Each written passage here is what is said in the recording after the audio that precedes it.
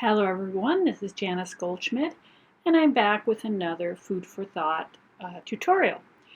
Today's topic is seasoning without salt. We're going to talk a little bit about the health-related consequences of both too much salt and too little salt in the human diet.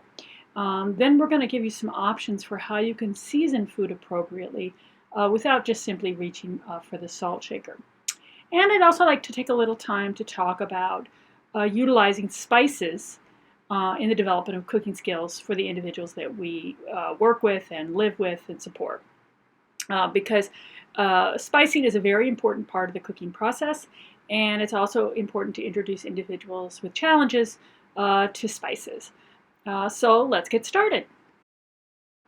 Well, you've likely heard references in the media to the idea that excessive salt in the diet can contribute to a range of health problems, particularly high blood pressure and heart disease, but also chronic kidney disease. And it has also been identified as a factor in a number of patterns of dementia.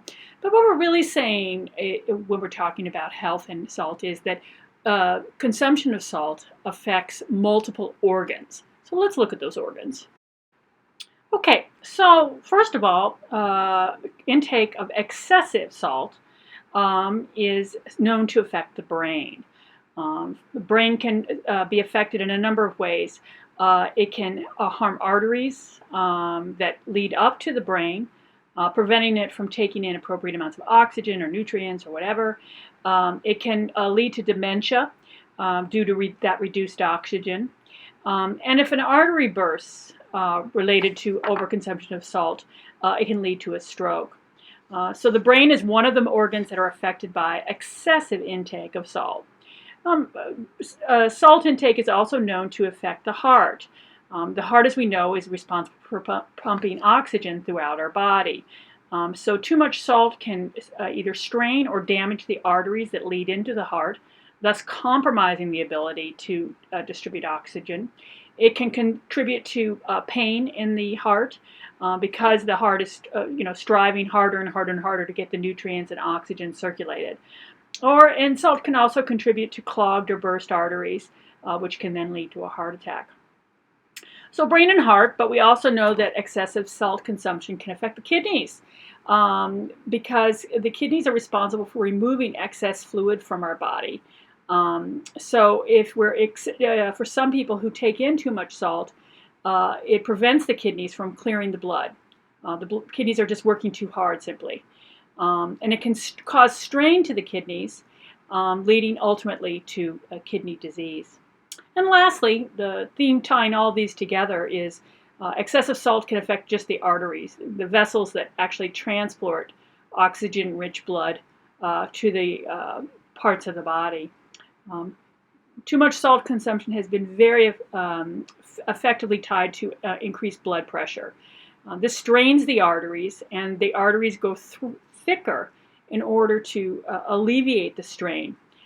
This can increase the blood pressure, and then you end up with clogged or burst arteries. You end up with reduced flow to certain organs, causing all sorts of health breakdowns. So too much salt is clearly a very significant health concern. However, you should also be aware that there is danger in having too low of salt in our body, particularly what we call serum levels in the blood. And that is because within our cells, we have something called the sodium-potassium pump. At the cell border, outside is very sodium-rich, inside is very potassium-rich, and in a very complex procedure, our cells are continually exchanging sodium for potassium. And the interchange along the cell border creates a gradient that creates all these electrical impulses. And the long and the short of it is that these electrical impulses allow all sorts of biological processes to occur in our body. So when we're low on salt and these biological processes are hindered, all sorts of health-related concerns can begin to occur for individuals. And in fact, tremendously low salt can lead to death. So after having frightened you with concerns about too much or too little salt in our body, I can reassure you now that the vast majority of us have means in our body to regulate salt perfectly well. Our body has incredibly complex and sophisticated mechanisms that ensure that we're not overwhelmed or underwhelmed by our salt intake.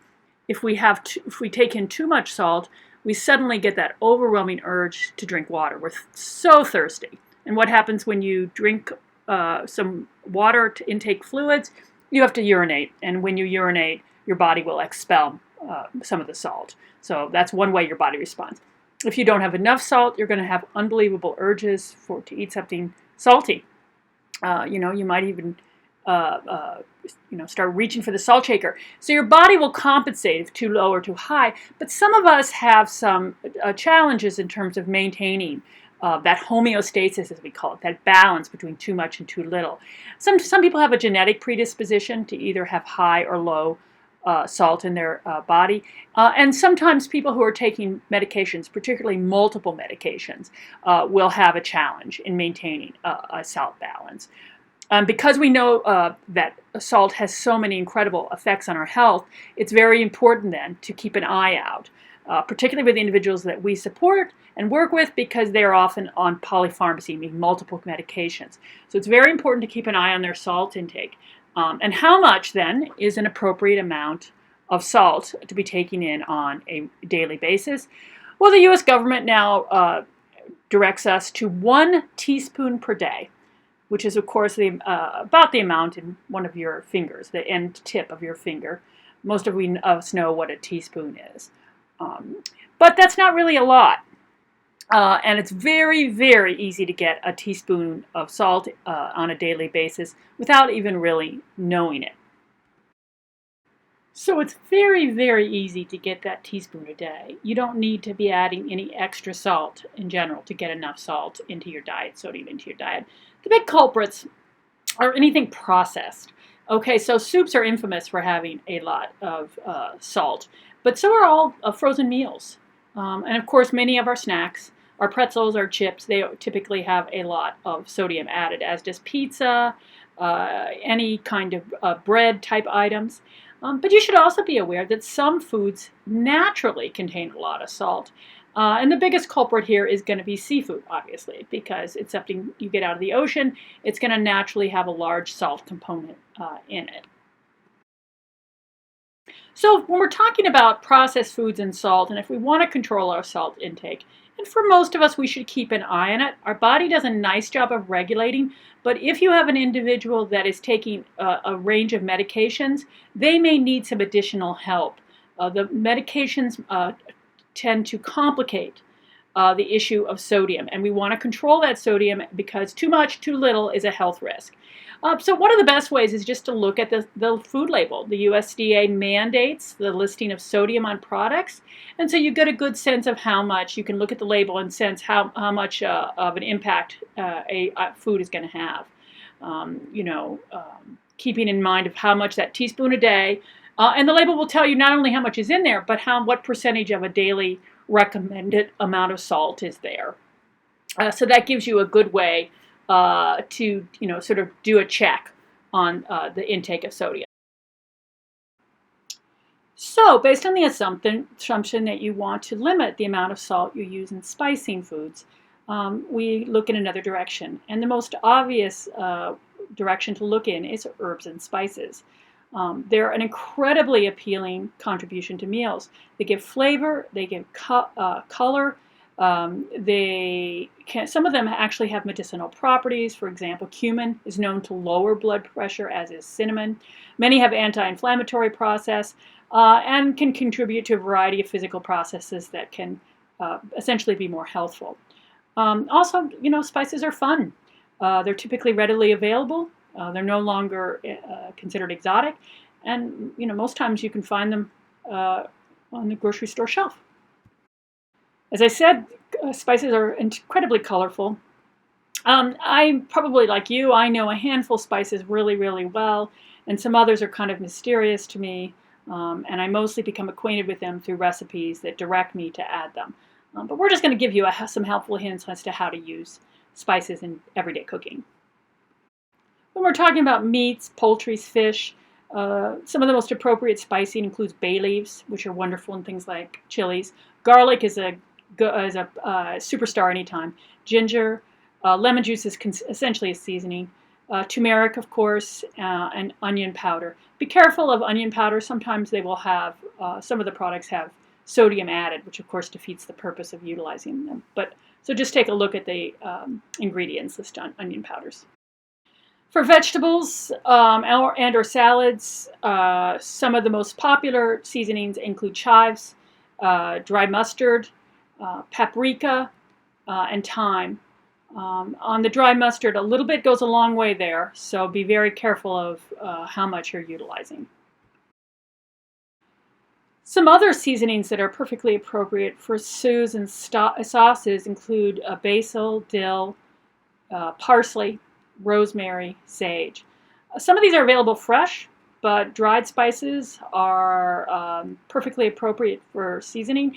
Plus, they're also incredibly stable. They'll last a long time, which makes them the price point much more effective. So this leads very nicely into the topic of how to introduce spices for the individuals that we work with and support. I've been a cooking instructor now for a long time, and my experience has been that my students love to add stuff. They always love adding ingredients, and they're very happy to add spices, but the problem is they always want to add a lot. The concept of a little bit is really hard to get home to them. They need to understand that if you add an entire bottle of paprika to this dish, you're not helping the taste, you're overwhelming it. And so this leads, of course, to the issue of measurement. Measurement is a very advanced skill set, and I have many students who become very independent, who never really make a lot of gains in terms of measuring stuff. We use a color-coded system, and a lot of our students can get a cup, half cup, quarter cup. But with spices, you're talking about a teaspoon, half teaspoon, even a quarter teaspoon. So we needed a way to bypass the concern about quantity, but introduce them to the joys of spices and seasonings. And that is when we came up with Flavortown. Flavortown is a spicing program for the individuals that we work with, and what it is pre-measured mini cups that have seasoning blends in them, okay? And the blends are intended to be very versatile, to go with lots of different things, and to give options to the students as to what they'd like to add. So to launch this program, we did a tasting, and we took potato slices. We covered raw potato with olive oil, seasoned the potatoes with the different blends, and then baked them till they were nice and crispy. And then we did a tasting and encouraged the students to try the different spice combinations to see what they liked and what they didn't like in terms of the taste. And at the same time, we encouraged them to smell what the taste and smell are a component of spices. So in this way, the students became familiar with the spice options, and they could then be utilized in cooking projects.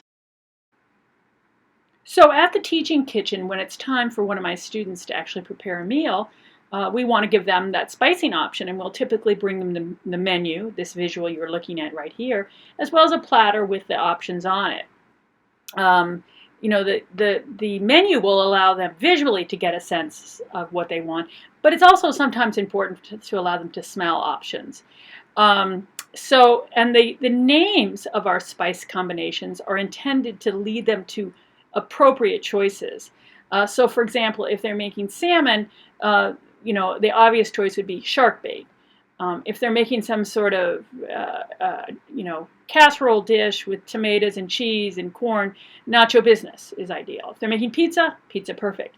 But we have some generic spice combinations in there as well. Bon Appetit, Aladdin's Blend go with lots of things. They're very versatile blends.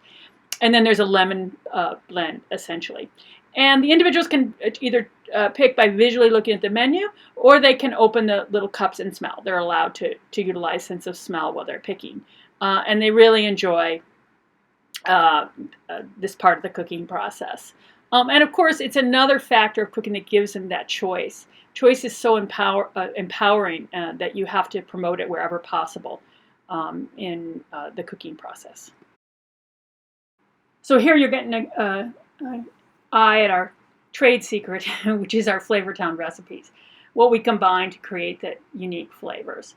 And so if you're interested in this combination list, let me know and I'll be glad to send it to you. And so basically, remember what we're doing with Flavortown is we're giving them the option of utilizing spice. We're taking out the measurement component, and we're bypassing the issue, which what this video is all about, which is instead of reaching for the salt shaker, let's use seasoning and spices to give it more flavor. For those of you who are looking to augment spices, cooking with spices and seasonings, here's another combination that's very popular, 11 herb blend. That's very nice for bypassing the salt shaker once again. It's perfect for meats particularly. I can send you this recipe as well if you're interested. And there I am. I'm here to support you. If you have any questions, suggestions, or concerns, please feel free to reach out to me. Likewise, if you have a topic you'd like me to address in one of these video tutorials, please let me know and I'd be glad to look into it. And until the next video, see you then.